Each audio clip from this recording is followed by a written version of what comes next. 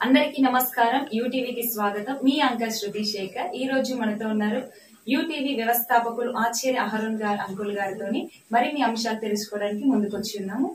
నమస్కారం అంకుల్. నమస్కారం. నేటి సమాజంలో క్రైస్తవుల మధ్యన ఉంటున్న అపోహల గురించి తెలుసుకోవడానికి వచ్చి ఉన్నాం అంకుల్. క్రైస్తవులు వాస్తులు పాటించవచ్చా? వాస్తు ప్రకారం గృహాలు నిర్మించుకోవచ్చా?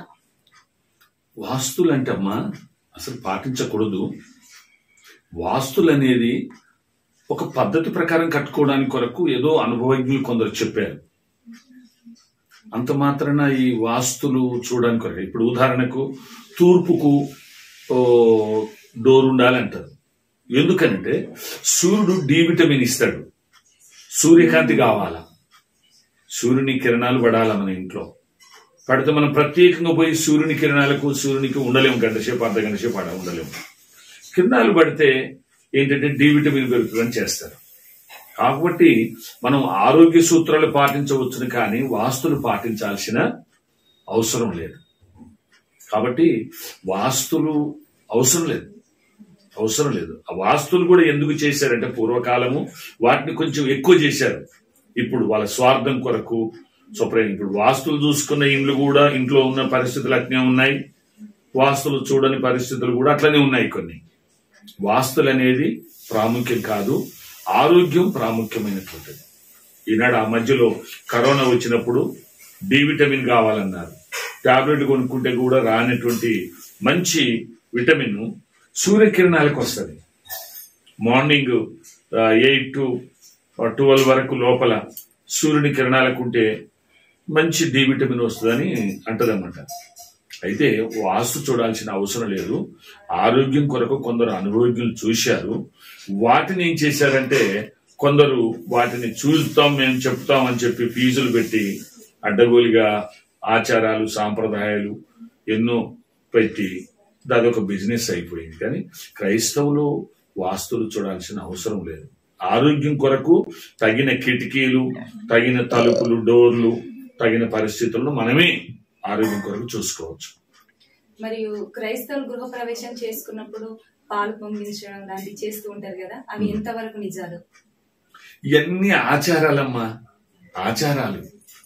ఇప్పుడు ఈ లోకములో ఏంటంటే ఇవన్నీ ఎందుకు పెడతారంటే ఏదో కొన్ని శక్తులు, కొన్ని కీడులు మమ్మల్ని పొంచి ఉంటాయేమో, వాటి నుండి తప్పించుకోవడానికి ఒక అనుభవజ్ఞులను అడిగి పెడితే మంచిగా ఉంటుందని అంటూ ఉంటారు. నేను ఒకటే చెప్తా, క్షుద్ర శక్తులున్నా, మంత్రశక్తులున్నా, దుష్ట శక్తులున్నా, చేతబడి శక్తులున్నా, ఏ శక్తులున్నా అన్ని శక్తులకు మించిన శక్తి దైవ శక్తి. ఆ దైవ శక్తి ఉన్నంత కాలం మనకి ఏమీ కాదు. దేవునికి నమ్మకంగా జీవిస్తూ దైవ బలాన్ని కలిగి ఉంటే, దైవ శక్తిని కలిగి ఉంటే పర్వాలేదు. ఈ పాలు పొంగించడం అంటే అది కూడా తప్పే, ఆచారమే, అదొక ఆచారం.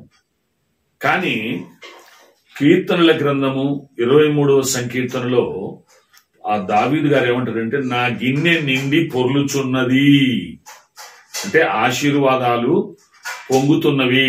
ఆశీర్వాదాలు అభివృద్ధి కావాలంటే ఆ పాలు పొంగించడం అనేటువంటిది ఉంటది. పాలు అంటే తెల్లవి అని, అవి పరిశుద్ధతకు సాదృశ్యమని, అవి ఏదో పాలను పొంగిస్తే నా ఇంట్లో కూడా పాలు పొంగించిన ఇంట్లో అట్నే ఉంది, పాలు పొంగిన ఇంట్లో కూడా అదే పరిస్థితులు ఉన్నాయి. కానీ అదొక నమ్మకం. కానీ అటువంటి పొంగించకున్నా పర్వాలేదు, కొందరు పొంగిస్తున్నారు. ఎందుకంటే దావీదు మహారాజు అన్నాడు కదా నా గిన్నె నిండి పొర్లుచున్నదని. అందుకని పాలు పొంగించడం చేస్తారు. అది చేయాల్సిన అవసరం కూడా లేదు, హృదయపూర్వకంగా ప్రార్థన చేస్తే చాలు. ఇప్పుడు కొబ్బరికాయ కూడా కొడతారు కొందరు బోర్లు వేసినప్పుడు, గృహప్రవేశం అప్పుడు కొబ్బరికాయలు కొడతారు. కొబ్బరికాయ అవసరం లేదు, గుండెకాయ కొడితే చాలు దేవుని దగ్గర. ఏం కొట్టాలి? గుండెకాయ, కొబ్బరికాయ కాదు. విరిగి నలిగిన హృదయమే నాకు ఇష్టమైన బలి అంటాడు దావీదు గారు 51వ కీర్తనలో. దేవుని మనసును బట్టి. కాబట్టి విరిగి నలిగిన హృదయం అంటే మన హృదయాన్ని కొట్టగలగాల. కొట్టడం రాదు. ఎట్ట కొడతారు సార్? కత్తితో పొడిచి గుండె తీసి కొడితే చచ్చిపోతారు కదా అని అంటారు. ఆ గుండె కొట్టడం రాదు. కాబట్టి ఆనాడు ఏదో ఈ కొబ్బరికాయ అలవాటైంది, కానీ అవన్నీ చేయాల్సిన అవసరము లేదు. హృదయపూర్వకంగా దేవుని ప్రార్థన చేసుకొని ఇతరులకు కీర్తల పెట్టకుండా, ఇతరులకు హాని చేయకుండా, ఇతరులను ప్రేమించగలిగే మానవత్వం కలిగిన మంచి మనసు ఉంటే ఏ ఆచారాలు సాంప్రదాయాలు కూడా అవసరం లేదు. ఆ నిజ దేవుని తెలుసుకొని ఆయనకు హృదయపూర్వకంగా ఆరాధించి ప్రేమించి ప్రార్థన చేసి ఉంటే చాలు. క్రైస్తవులు ముహూర్తాలు చూసుకోవచ్చా? వివాహాల కొరకు గాని ఇంకా ఆయా విషయాలలో ముహూర్తాలు చూసి ముందుకెళ్తూ ఉంటారు. సోమవారం నుంచి వెళ్ళి శనివారం వరకు రోజులలో మంగళవారం అయినా శనివారం అయినా మంచి జరగదు అనేసి కొన్ని అపోహాలతో ఉంటూ ఉంటారు కదా క్రైస్తవులు కూడా. అలా ఉండవచ్చా? అంత మూఢనమ్మకం అమ్మా. మూఢనమ్మకం. రోజులు అన్ని రోజులు మంచి అని బైబిల్ చెప్తుంది. రోజులన్నీ మంచి. పోనీ ఆదివారం మంచి రోజులలో తిని చెడ్డ రోజులలో తినకుంటుంటురా అంటే కాదు కదా. అన్ని రోజుల్లో డ్యూటీకి పోతున్నారు, అన్ని రోజుల్లో ఆహారం తింటున్నారు. రోజులు అనేది ఇటువంటి తప్పే, ఉండకూడదు. ఇంకేమన్నారమ్మా?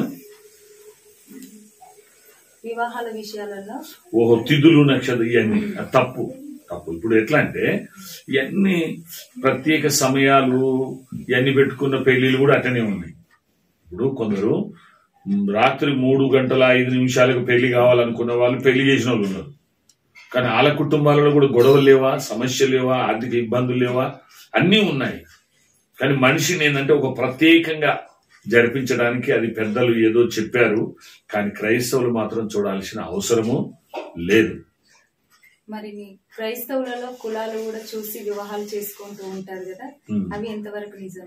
అది సరైన లోతైన జ్ఞానం లేక, దైవ జ్ఞానం లోతైంది ఉంటే దేవుని వాక్యం ఏం చెప్తుందంటే అందరినీ ఒకే రూపంలో ఒకే పోలికలో చేశారని చెప్తుంది.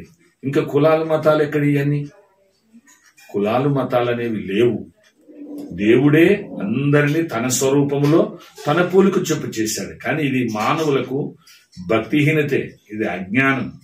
జ్ఞానం సరైన దైవ జ్ఞానం లేక కులాలను చూసుకుంటారు. ఒకే దేవుని నమ్మినప్పుడు, ఒకే విశ్వాసం ఉన్నప్పుడు కులాలు ఇవన్నీ చూడాల్సిన అవసరము లేదు, చూడకూడదు. క్రైస్తవులలో బంధుమిత్రులు తల్లిదండ్రులు చనిపోతే తల వెంట్రుకలు తీసుకోవచ్చా? అది కూడా ఆచారం. అంటే ఈ తల వెంట్రుకలది నేను అనుకుంటాను, మా ఇంటిలో ఒక అపశకనం జరిగింది, లేకపోతే మా ఇంట్లో ఏదో కీడు ఉండబట్టే మా ఇంట్లో ఒకడు చనిపోయాడు. పొరపాటు ఉండబట్టే, కీడు ఉండబట్టే. కాబట్టి ఏం చేయాలా? తప్పు చేసిన ఏం చేస్తారమ్మో, గుండు కొట్టిస్తారు. తప్పు చేసిన తల వెంట్రుకలు తీస్తారు కదా. అట్లనే ఈ తప్పు చేసిండు, చనిపోయిన, మా ఇంట్లో కీడు జరిగిందని తల వెంట్రుకలు తీస్తారు. అది దేవుని ప్రకారం అయితే తప్పే, దైవికంగా తీయకూడదు. అంటే చాలా మంది మన భారతదేశం ఉన్నటువంటి వాస్తవంగా క్రైస్తవులలో ఎన్నెందుకు వచ్చిన సాంప్రదాయాలు అంటే వీళ్ళు క్రైస్తవేతరులుగా ఉన్నప్పుడు అలవాటైనవి.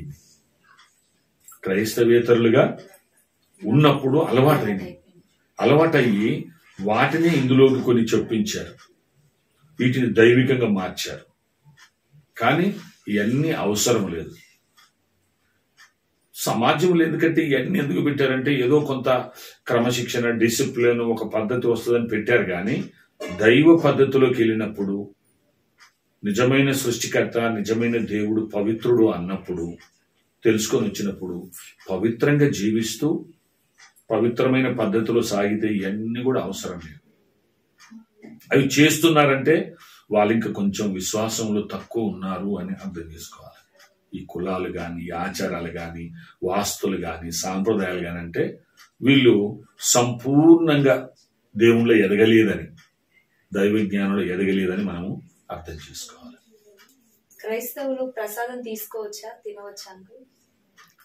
అయితే ఈ ప్రసాదము అనేటువంటిది ఒక మత ఆచార ప్రకారం అక్కడ పెట్టింది. ప్రసాదం అనేది ఏంటిది? వారి భక్తి భావనకు, వారి సాంప్రదాయానికి సంబంధించింది. ఇప్పుడు వేరే వాళ్ళు ఏమంటారంటే క్రైస్తవేతరులు వేరే ఒక దగ్గర పెడతారు, వారు ప్రత్యేకంగా పెట్టి తీసుకొచ్చి ఇస్తారు. క్రైస్తవులు తీసుకోకూడదు. తీసుకున్న ఏమైనా అవుతుందంటే ఏం కాదు కూడా, ప్రార్థన చేసి తీసుకుంటారు. కానీ తీసుకోకూడదు. ఎందుకు అనంటే నువ్వు ఒక నిష్టలో ఉన్నావు.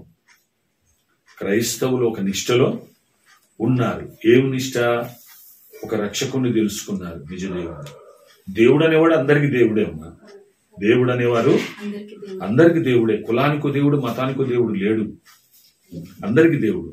కానీ క్రైస్తవులు ఏంటంటే ఒక నిష్టలోకి వచ్చారు, ఒక పద్ధతిలోకి వచ్చారు, ఒక నిబంధనలోకి వచ్చారు. బాప్తిజం తీసుకున్నప్పుడే ఒక పద్ధతి, దేవుని తెలుసుకున్నప్పుడే నిజమైన దేవుడు ఎవరు అంటే పవిత్రుడు. పవిత్రుడు ఎవరు అంటే యేసు ప్రభు అని నమ్ముకొని అప్పటి నుంచి ఒక ప్రమాణం చేస్తారు. నా మరణం పోయేంత వరకు, నా ప్రాణం పోయేంత వరకు నేను నీ కొరకు నమ్మకంగా జీవిస్తానని ఎప్పుడైతే విశ్వాసంలోకి వచ్చాడో అప్పుడే ఒక నిష్టలోకి వచ్చాడు. లోక ఆచారములు సాంప్రదాయం నేను పాటించను, లోక పద్ధతులు నాకు అవసరం లేదు, దైవ నియమంలో నేను నడుచుకుంటాను. దైవ పద్ధతులు అంటే వీళ్ళకి తెలిసిన దేవుడు యేసుక్రీస్తు. వాళ్ళు ఏమనుకుంటున్నారు, వేరే వాళ్ళ క్రైస్తవేతరులు మేము నమ్ముకున్న దేవుడు మాకు దేవుడు నిజమైన దేవుడు అనుకుంటున్నారు. వాస్తవంగా ఖురాను, వేదాలు, బైబిల్ 3 ఒక్కడ పెడితే దేవుడు ఒక్కడెవరో తేలుతుంది. వీలైతే మరొకసారి ఆ టాపిక్ కూడా చేద్దాం, ఆ టాపిక్. కానీ వేరే వాళ్ళు ఒక నియమంలో ఉన్నారు. ఒక ఉదాహరణకు ఇప్పుడు అయ్యప్ప మాల వేసుకున్నారు. అయ్యప్ప మాల వేసుకున్నప్పుడు వాళ్ళ వస్త్రధారణ వేరు, చెప్పులు ఉండవు, వాళ్ళ అలంకరణ వేరు, రకరకాలుగా ఉంటారు. అయితే వాళ్ళు ఎక్కడ పడితే అక్కడ కూడా తినరు. ఎవరు సొంతము భార్య గాని, తల్లి గాని, పిల్ల గాని వండి పెడితే తినరు. ప్రత్యేకంగా వారు ఒక నియమంలో, ఒక నిబంధనలో, ఓ పద్ధతిలో ఉంటారు. అది ఏదైతే అయ్యప్ప మాల అప్పుడు ఆ గురులు చెప్పారో ఆ నియమం ప్రకారం నడుచుకుంటారు. ఇక్కడ కూడా వీళ్ళకి యేసు ప్రభు లేకపోతే పాస్టర్లు లేకపోతే బైబిలు నేర్పిన నిబంధనలోనే ఉంటారు. అందుకని వీళ్ళు ప్రసాదం తీసుకోరు. కొందరు తీసుకుంటోళ్ళు కూడా ఉంటారు. కానీ క్రైస్తవ విశ్వాసమునకు అది తప్పే, ఆటంకం.